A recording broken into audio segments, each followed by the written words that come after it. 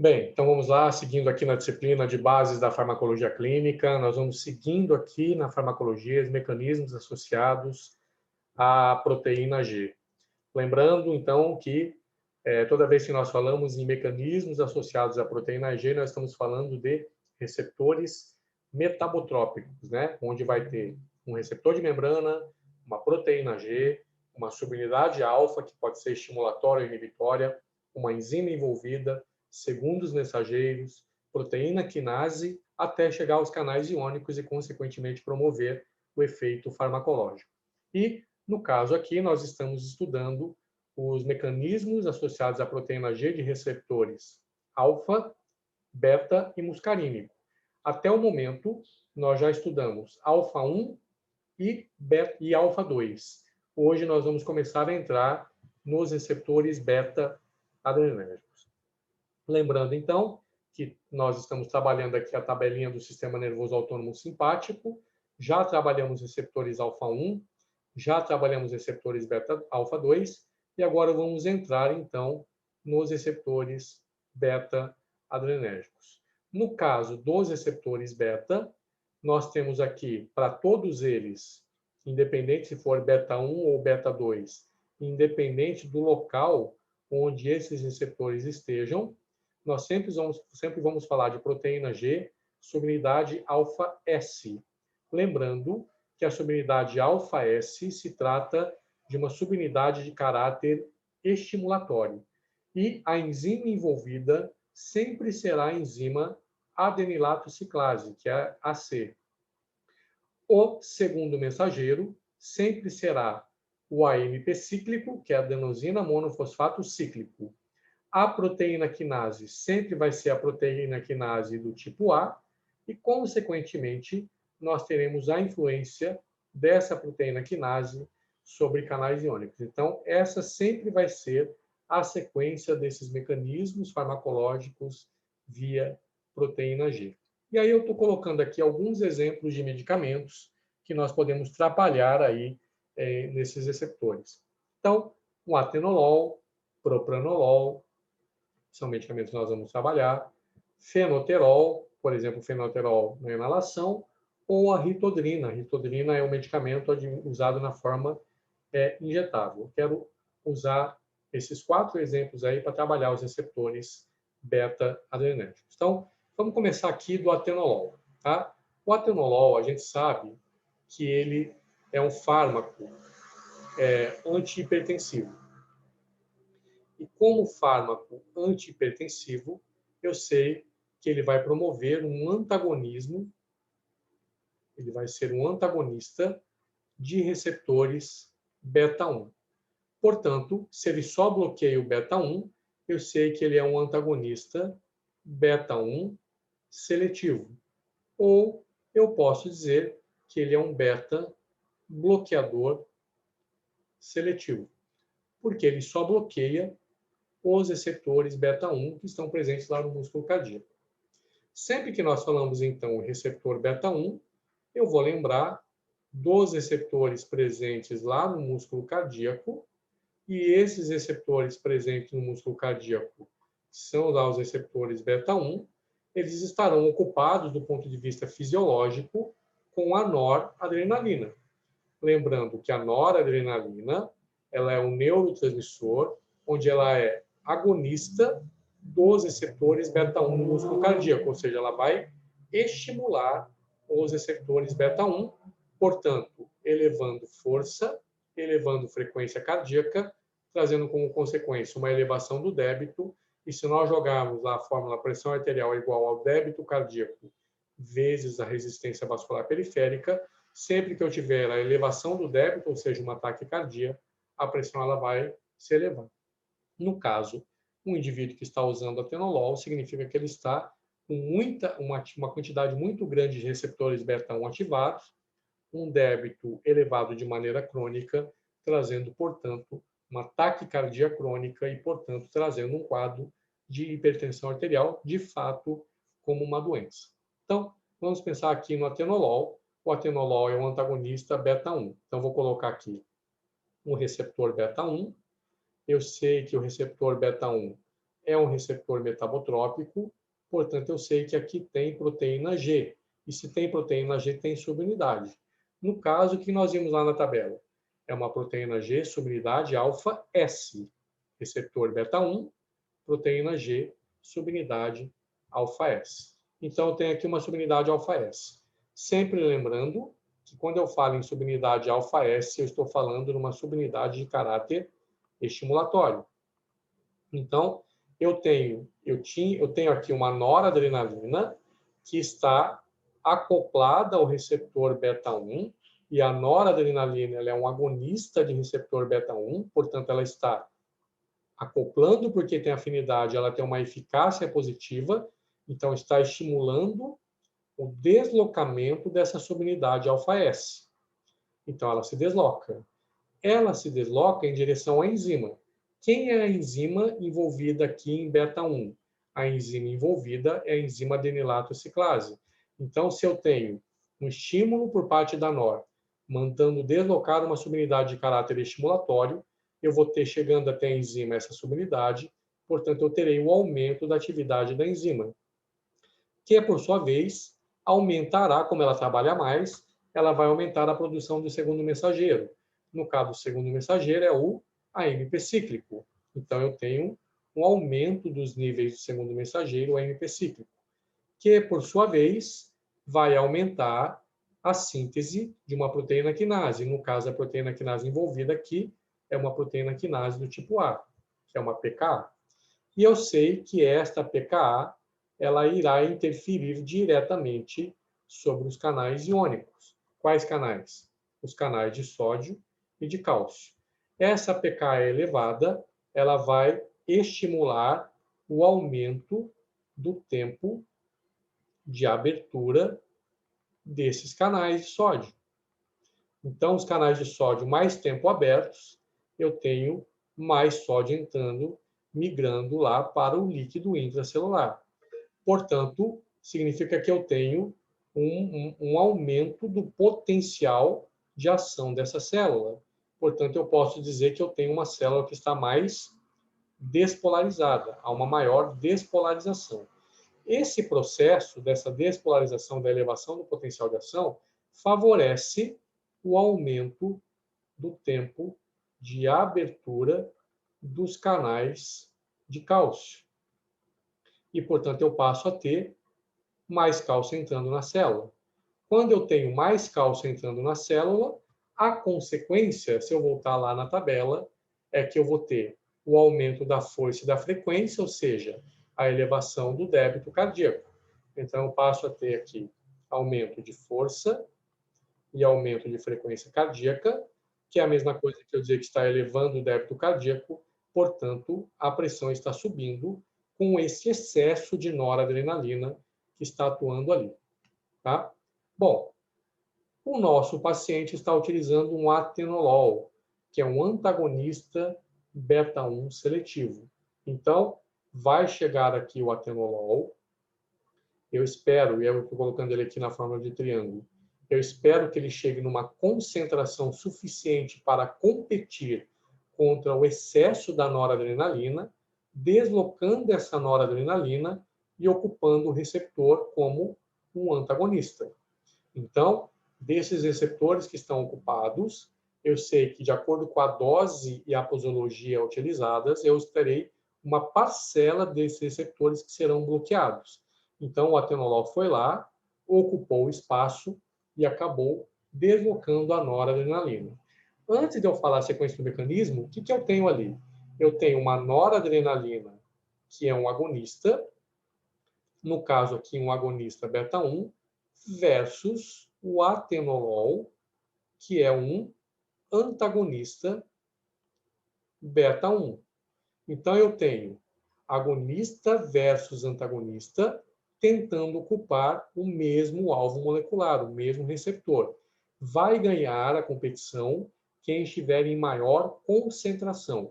Então, neste caso, eu posso dizer que está acontecendo o antagonismo competitivo,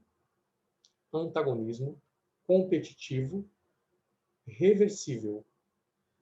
são respostas antagônicas, agonista versus antagonista, competem pelo mesmo receptor, que é o beta-1, e vai ser reversível, porque vai ganhar quem estiver em maior quantidade ali no momento.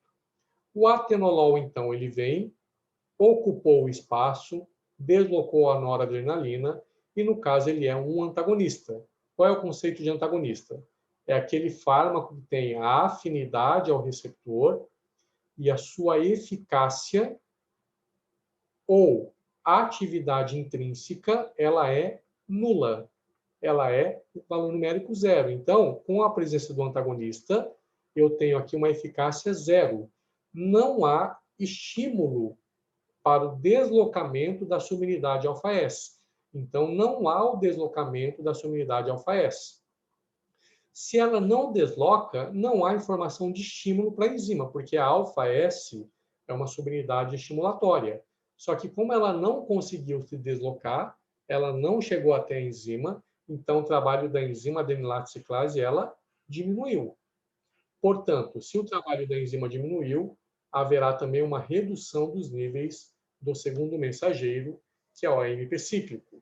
Nós teremos como consequência uma redução dos níveis da proteína quinase do tipo A, e com a pK reduzida, eu vou ter um fechamento dos canais de sódio com menor taxa de sódio no líquido intracelular, menos potencial de ação e, portanto, uma célula menos despolarizada, e como consequência disso, eu terei um fechamento dos canais de cálcio, portanto, uma redução dos níveis de cálcio no líquido intracelular, e com menos cálcio eu terei menos força, menos frequência, portanto, redução do débito cardíaco e, portanto, uma redução da pressão arterial.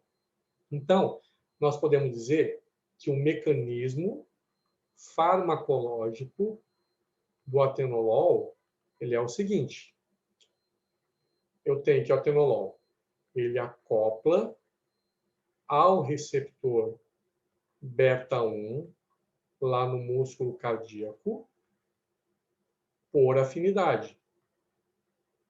Ele acopla ao beta-1 no músculo cardíaco por afinidade, com eficácia ou atividade intrínseca nula. Então, eu tenho que haverá o bloqueio do receptor beta-1 lá no músculo cardíaco. Com isso, não haverá estímulo da proteína G, porque a proteína G não vai ser estimulada. Portanto, não haverá deslocamento da subunidade alfa-S. E se não desloca a subunidade alfa-S, que é estimulatória, eu tenho que haverá redução do trabalho, no caso da enzima adenilato ciclase, que é a enzima envolvida. Se a enzima trabalha menos, ela produz menos segundo mensageiro. Haverá redução dos níveis do segundo mensageiro AMP cíclico. E, portanto, haverá redução dos níveis da proteína quinase do tipo A. Com a pK reduzida, eu tenho um fechamento dos canais de sódio, com redução da concentração do sódio lá no líquido intracelular, queda da despolarização e, portanto, queda do potencial de ação. Isso trará uma outra consequência: o fechamento dos canais de cálcio, com redução da concentração do cálcio no líquido intracelular. Com menos cálcio, eu terei redução da força e da frequência cardíaca, que significa redução do débito cardíaco e, portanto, a redução dos valores da pressão arterial. Então, esse é o mecanismo de ação farmacológico de um antagonista de receptor beta-1 presente lá no músculo cardíaco, ou seja, um fármaco que vai bloquear o beta-1 e, portanto, ele vai acabar atuando sobre toda essa parte, sobre todo esse mecanismo aqui. Tá?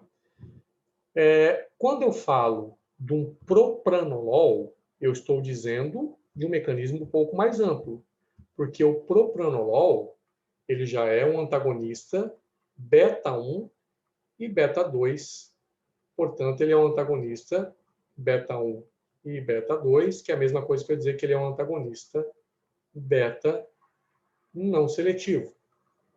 Eu sei, então, que ele vai ter o mesmo mecanismo do atenolol, bloqueando o beta 1, só que eu sei que ele também terá um mecanismo via beta 2 para reduzir os valores da pressão arterial. Então, eu volto aqui na tabela e vejo, bom, pensando nos valores de pressão arterial, eu tenho que pensar em beta 2 lá nos rins. O beta 1 eu sei que é o mesmo mecanismo que nós já explicamos aqui, que é igual ao atenolol. Só que o propranolol, além de bloquear o beta 1, bloqueia os beta 2 nos rins, que tem a ver com o sistema renina, angiotensina, aldosterona. Então, eu sei que lá nos rins eu vou ter um beta 2, e eu sei que esse beta 2 estará sendo ativado pela noradrenalina como agonista, estimulando a atividade do sistema renina, angiotensina, aldosterona, aumentando os níveis de aldosterona e trazendo como consequência uma maior retenção de sódio e de água e, portanto, elevando os valores da pressão arterial. Se eu pegar esse beta 2 e colocar aqui, então, eu vou ter isso aqui. O beta 2 sobre a ação da noradrenalina, que, como é um agonista, está estimulando esse beta 2 e, portanto, eu sei que aqui vai ter uma proteína G. No caso, a proteína G, nós já sabemos ali que é uma proteína G alfa-S. Então, eu sei que aqui vai ter uma subunidade alfa-S e com a ação do agonista, essa subunidade alfa-S ela vai se deslocar, uma subunidade estimulatória, que vai chegar em direção até a enzima. No caso, aumentando o trabalho da enzima, que é a adenilato-ciclase. Então, a coisa aqui ela não vai mudar, né? Porque para todos os beta, independente se é beta 1 ou beta 2, é G-alfa-S, adenilato-ciclase, AMP cíclico, pKa, interferência nos canais iônicos. Então, eu venho para cá, estimulou a adenilato-ciclase, aumentou a produção do AMP cíclico, que é o segundo mensageiro, aumentou os níveis da proteína quinase do tipo A, que, por sua vez, vai promover o aumento do tempo de abertura dos canais de sódio e de cálcio, favorecendo a entrada de sódio lá no líquido intracelular, que vai elevar o potencial de ação e despolarizar mais a célula, que vai, por sua vez, favorecer a entrada do cálcio lá no líquido intracelular. Esse cálcio vai ser um estímulo vai ser responsável por estimular o sistema renina, angiotensina, aldosterona, portanto, aumentar a produção da aldosterona, que vai promover maior retenção de sódio e de água, e que, portanto, isso pode promover a elevação da pressão arterial. No caso, o propranolol, ele é um antagonista beta 2. Então, ele vai chegar até aqui, vai promover aquele antagonismo competitivo reversível. Como ele é antagonista, a eficácia é nula, é zero. Então, ele está bloqueando o receptor, não deslocando a subunidade alfa-S. Se ela não desloca, não leva informação de estímulo. Portanto, cai o trabalho da adenilato-ciclase, cai os níveis do AMP cíclico, cai a pKa, fecham-se os canais de sódio, reduz sódio, reduz potencial de ação e reduz despolarização. Portanto, fecham-se canais de cálcio, reduz o cálcio, reduz a atividade do sistema renina, angiotensina, aldosterona, menos aldosterona, menor retenção de sódio e água e, portanto, redução da pressão arterial. Então, o que nós temos para o propranolol é um mecanismo via beta 1, que é igual ao do atenolol, mais o beta 2 nos rins, que ele vai promover esse mecanismo farmacológico. Tá? A questão é que o propranolol, por ser um antagonista beta não seletivo, ele pode bloquear beta 2 no músculo esquelético, nos pulmões, no músculo uterino e no fígado. E aí nós temos as possibilidades, a probabilidade do desenvolvimento dos efeitos colaterais. E eu não quero adentrar agora nos efeitos colaterais, porque eu acho que se eu entrar nesse momento, isso pode gerar algum conflito de informação e gerar uma confusão. Então, eu vou parar aqui a nossa aula e darei sequência na nossa aula a partir dessa questão dos efeitos colaterais e também da ação, por exemplo, no fenoterol e de uma ritodrina, onde ambos são agonistas de receptor beta-2. Tá? Então, eu finalizo essa nossa aula aqui e qualquer dúvida que vocês venham a ter, eu peço então para vocês enviarem um e-mail para mim, para valbertoma@unisanta.br. Desejando a todos mais uma vez aí ótimos estudos, um abraço.